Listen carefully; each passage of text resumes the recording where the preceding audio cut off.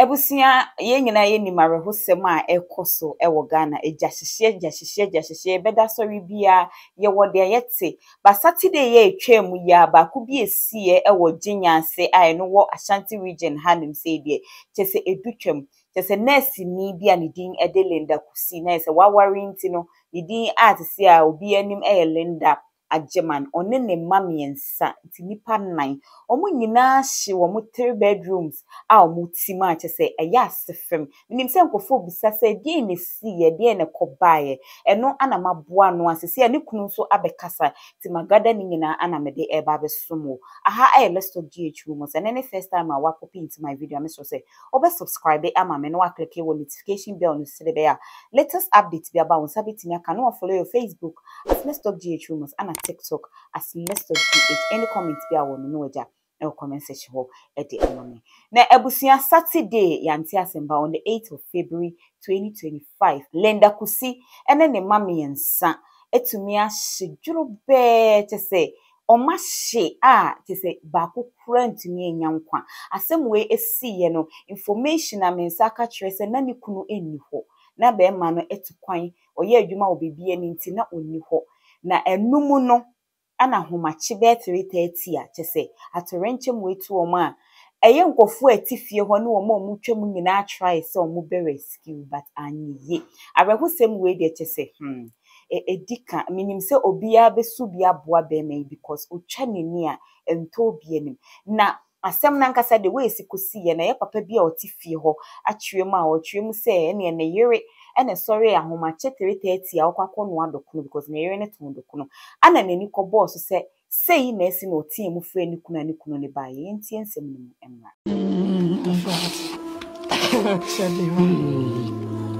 na wo fie esi na wa ni ho me waduma mo from Ahoma 330 me wife from Ahoma 330 no and dem ti ya na say da ye show matima so na me titem ye nti ni banyi ho ana obi anyi ho afefo no be frɛ bi o a obi ankasa ye shida ye shini nyina me nti bi o me pia bonten me peka ye firi ho aba ha me nyaka koza ya homache brepa mo be 430 me ye dwuma ba bi ani brepa ansa na me nyaka be duru ha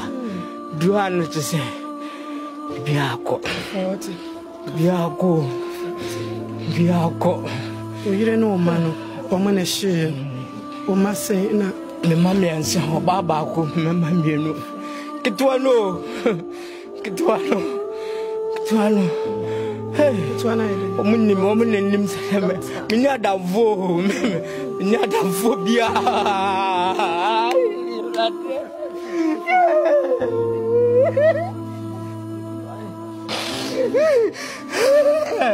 me ba o mene be sia be koyo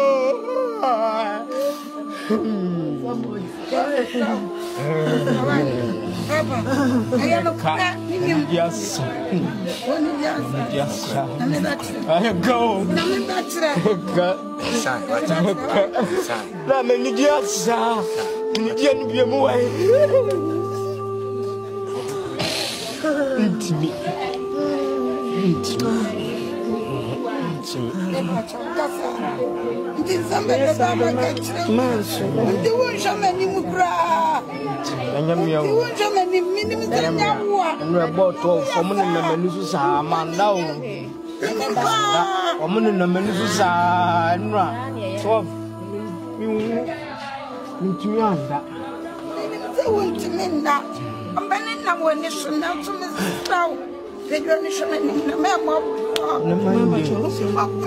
na Monday come do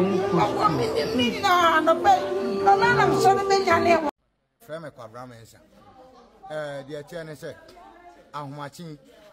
na my wife oton dokuno nti obenwa ne dokuno nti o sole ahomachi be 330 na otia mu be bo pu na kwa Abraham sole na enkwa na hye nti mimi dim ni ka mi pie ye no na ese gya no aso kitchen no ne kitchen so na ye first yi na wo na gya na so eti mi kofa wo mafunu etimi fa wo mafunu di kan di bu first gate no etimi bu first gate na cylinder no gi pom je pom no na mintimi enwuram ana me fa dan na ti sei me ne baba eti afa baba kuta pikas na me sumi kuta wo mafunu na ti eno pese ye budan no nanka enkra no epie ko so mo tietiem da kwabran yiyen ti na me homa etimi de ade no ebupo mu na ade na ntimi ambi ena eji mensem eno krasem na fi na eji mensem na me tie sun eno kra na me ye ho hia na ye yie abai no krasem me ye ho hia anya yie o ena anya yie eno krasem enti de ko ba ni se enkra no eno no mo ma me ni nyina hye omashi edo makogu kofanachi asisi amabayi de metimi aka wo no mpache me sone for one me ya do si se gba mi fe janti ma bi me kuno no apie aba akojar ho asa ma kwa jonso aba me hu he eti me fa de anu ani mu wa mi rejare na mi twa me ne wusie fu se me teta eja da ha na mi ta de ni si wona mi timirika na mkonya ne wo mo me fra ne lenda no de so anu se ma na mi si lenda so le ne ja da ha anu se rade me ne me manawu anu so le ye sabra no na jane ajemu ha de na mtimika kwenya ne mikunu na mikunu ba ofa wo mafunu na minya na mikunu ni ano no so le omudi bu pono na ni sa na timi buto ofom etofom na eja bibiti wo wom eja ne dale kase no timi awura ro mu yina wo to ho ekikem baby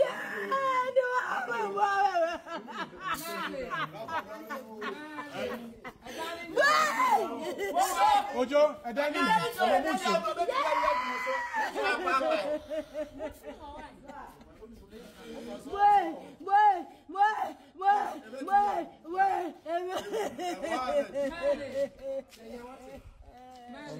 Ebusiana said ye papa no se friend bra kwabena ha ne nsem a wodi tu dwa no no so omu nyina try se nka omu du eye door no se gate wo se den ne dapuno that dan ni omu bu na nka ma menetumi ne ma na dwane nanso ankowie sa because o se gas no explode ye ma sisi ano de ekese maame no ne ma miensa no omu nyina akona maame no ne ma miensa no panyi